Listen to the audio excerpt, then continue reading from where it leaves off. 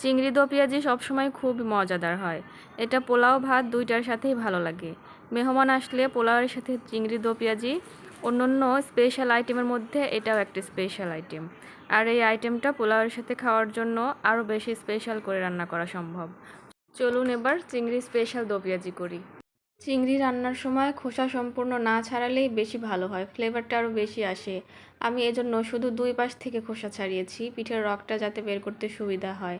আর মাথাটা খুব ভালো করে পরিষ্কার করে নিয়েছি, কিন্তু লেজের যে পাখনা ওটা আমি ফেলি নাই, কারণ রান্নার পরে এটা খুবই সুন্দর কালার আসে, দেখতে অনেক সুন্দর লাগে। পিঠের রগ বের করার জন্য অবশ্যই এই দুই পাশে খোসা ছাড়িয়ে রগটা টেনে বের করবেন, ওতে অনেক ময়লা থাকে। 2 কাপ থেকে কিছুটা বেশিও হতে পারে পেঁয়াজ কুচি খুব ভালো করে তেলে ভেজে নিব।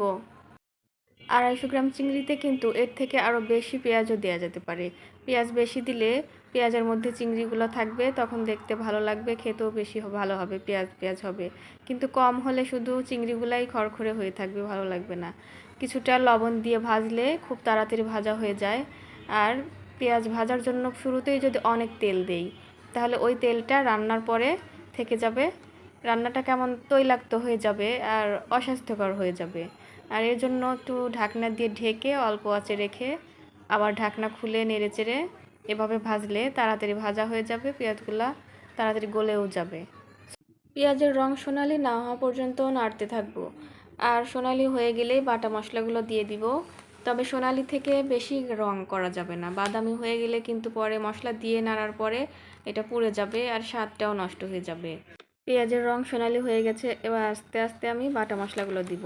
প্রথমে দিব 2 চা চামচ রসুন বাটা, আর এটা দিয়ে খুব ভালো করে নাড়াচাড়া করব খুব সুন্দর ফ্লেভার আসা পর্যন্ত। এবার দিব 2 চা চামচ আদা বাটা।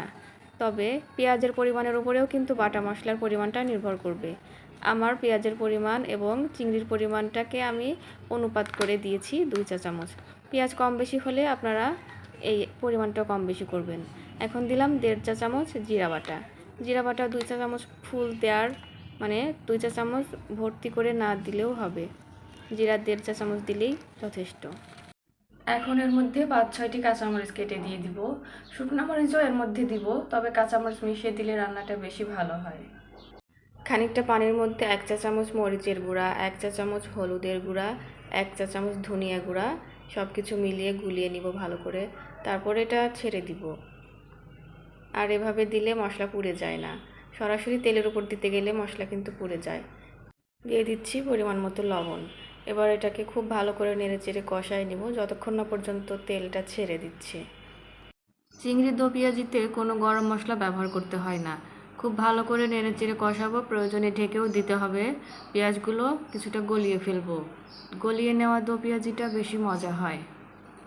পেঁয়াজগুলো গলে গিয়েছে, এবার চিংড়ি ঢেলে দিয়ে চিংড়ি সহ কষাবো। চিংড়ির সাথে কষাতে কষাতে পেঁয়াজগুলো আরও বেশি গলে যাবে আর এই মশলাগুলো চিংড়ির গায়ে লেগে যাবে। চিংড়ি সরাসরি তেলের উপরে না দিয়ে এভাবে কষানোটাই বেশি ভালো, ধীরে ধীরে ফ্লেভারটা বের হবে। তেলের উপরে দিলে খুব দ্রুত ফ্লেভার ছড়াবে, কিন্তু এটা স্থায়ী হবে না, কিছুক্ষণ পরে ফ্লেভারটা কমে আসবে, রান্নার শেষ পর্যন্ত অতটা টেকসই হবে না। আর এভাবে কষালে ধীরে ধীরে ফ্লেভার বের হবে, চিংড়ির ফ্লেভারটা ভেতরে স্থায়ী হবে। আর তেলের উপরে ছেড়ে দিলে চিংড়ি অনেকটা শক্তও হয়ে যায়, আর এভাবে কষালে সফট থাকে। পেঁয়াজগুলো চিংড়ির গায়ে লেগে গিয়েছে, সামান্য একটু পানি দিব 1/2 কাপের মতো, এটা গরম পানি। এটা রান্নায় গরম পানি ব্যবহার করলে যে রান্নাটা শুধু দ্রুত হয় তাই না, রান্নার স্বাদটাও কিন্তু অনেক বেশি বেড়ে যায়। পানিটা দেওয়ার পর কিছুক্ষণ ঢাকনা দিয়ে ঢেকে দিয়ে কষাবো।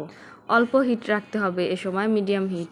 ঢাকনা খুলে দেখব যখন পানিটা কমে গিয়েছে, তখন জোরে দিয়ে হিট হাই ফ্লেমে দিয়ে ভালো করে নেড়েচেড়ে তেলটা ছেড়ে দেওয়া পর্যন্ত নাড়তে থাকবো। আর এর মধ্যেই দিব স্পেশাল সেই মশলাটি, 2টি তেজপাতা দিয়ে দিচ্ছি। তেজপাতা শুরুতে দিলেও হয়, মাঝখানে দিলেও হয়। এখন দিচ্ছি 2 টেবিল চামচ টক দই, এটাই হচ্ছে সেই স্পেশাল মশলা। টক দই যদি কোনো রান্নায় যোগ করা যায় একটু অন্যরকম স্বাদ আসে, আর এগুলো পোলাওয়ের সাথে খেতে বেশি ভালো হয়। তবে এই টক দইটা এখন না দিয়ে বাটা মশলা কষানোর সময়ও দিতে পারবেন। এর মধ্যে 1 চা চামচ ভাজা জিরার গুঁড়া দিয়েছি, ইনস্ট্যান্ট ভাজা, এইমাত্র ভেজে গুঁড়া করলে সেই ফ্লেভারটা বেশি ভালো হয়। কষানোর কাজ এখন সম্পূর্ণ শেষ। এখন এর মধ্যে 2 কাপ পরিমাণে গরম পানি দিয়ে ঝোল দিলাম। আর এটা শুকিয়ে আসলেই রান্নার কাজ শেষ। এখন ঢাকনা দিয়ে ঢেকে হাই ফ্লেমে কিছুক্ষণ রান্না করব। তারপর ঝোলটা যখন কমে আসবে, ঘন হয়ে আসবে, তখন হিট কমিয়ে দিব। ঝোল কমে গিয়েছে এবং অনেক ঘন হয়েছে, খুব সুন্দর একটি কালারও এসেছে। এবার একদম লো হিটে, ডিম হিটে ঢেকে দিয়ে কিছুক্ষণ রেখে দিব, যাতে তেলটা উপরে ছেড়ে দেয়। 1-1.5 মিনিট পরেই তেলটা কিন্তু ছেড়ে দিবে। দেখুন, এটা রান্না এখন ওকে।